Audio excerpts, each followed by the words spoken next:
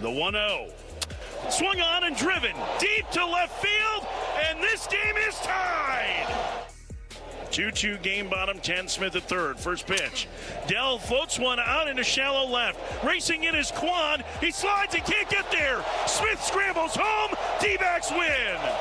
Mike Farron with the call. The game that happened today at Chase Field. Win. Yeah, good win. Good win. Brandon Pfaadt pitched extremely well. Pitched very well. And I'm happy that he didn't get the loss because he pitched well enough to get the win. Yeah. Lourdes Gurriel with the heroics. We've said that a few times this month. Said with it the last heroics. night with the 2-run single last night. Yeah. It was a very entertaining game that they played last night in the win. They get the series victory today, taking 2 out of 3 from the Cleveland Guardians. And, Adrian Del Castillo with the game winner in the 10th. Lourdes Gurriel with the game-tying home run in the bottom of the 9th. It was dramatic. It was fun. It was all that win stuff. series. Just, you know what? Play hard, win series. No doubt. No doubt. You know, well, and last night hope that Corbin Carroll gets some more triples. I'm telling you, last night was, I think, one of the most fun games they've played all year. That was a really entertaining baseball game to watch. I was at that game, and I did enjoy. I was at that game, and I very much enjoyed that game. And it's good to be. Listen, I want to see them win baseball games and win series and play hard and things like that. So I thought we were going to be talking today about a brutal loss because of the third base coach, and they end up winning the game. Well, it's funny because we're still talking about the third base coach because that is the news of the day when it comes to the Diamondbacks. It's not the series win against the Guardians. It's that immediately after the game, Torey Lovullo announced the dismissal of third base coach Shaun Larkin. Here's what he had to say about it today. I decided to remove Shaun Larkin from third base. He's going to continue to take on his infield duties. I'm watching our infielders work hard and practice hard and have some really good results. But, Shaun's taken on a lot. It's a big responsibility over there at third base. I've tried to express to you guys the difficulties of it.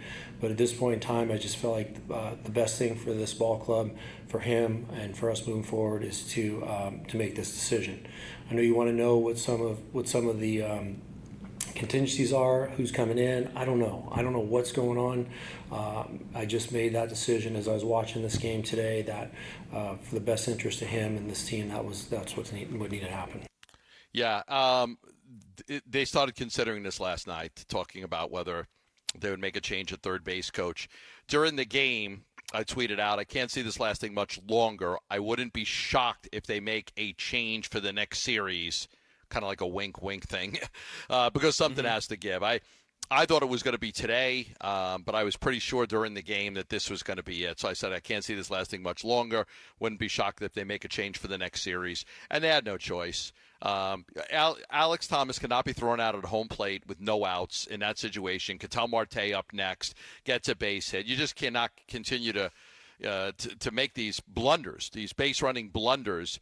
And the third base coach is responsible single-handedly for probably about 7 or 8 baseball games that the Diamondbacks lost because of his just inability to get a good read on the ball between the throws, the runner, and having a lot of guys thrown out at home plate. He has cost this team about 7 or 8 baseball games. Yeah, and what's funny to me is, of the list, and when we were trying to get you connected there from home, of the list of Shaun Larkin decisions, I don't even know if today's was the most egregious of the bunch. The outfielder fell down. I mean, at least you could make an argument of, like, it took an absolute perfect bang-bang play to get Thomas at home plate. But you got to know Marte's up next, and you got to know there's nobody out. I understand that. But when you see the outfielder down on the ground, you're probably thinking, okay, here's a chance to sneak one through.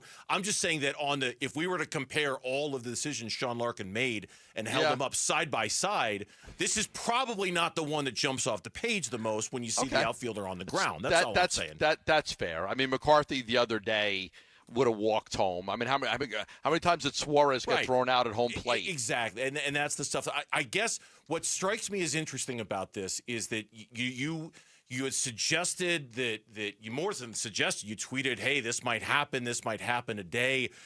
The way Torey announced it today, I mean, it's kind of an unconventional thing anyway, and Bob Nightingale used that word, and he's not wrong. It's an unconventional thing to let your third base coach go with 5 weeks to go in the season, and I'm not saying that makes it wrong.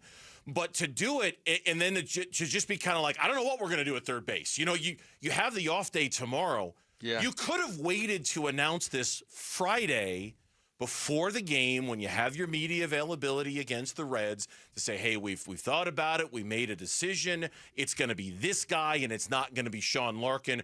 When you do it the way Torey did it today, it very much sounds like it. That's it. I'm fed up. We can't take anymore. He's gone. I don't know what we're going to do at third base. Do we have the sound? I'd love to hear the sound. Do we have that sound? Of Lovullo? Of Lovullo? The one I just played?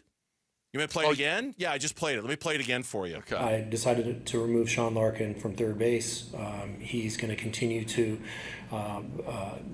take on his infield duties. I'm watching our infielders work hard and practice hard and have some really good results.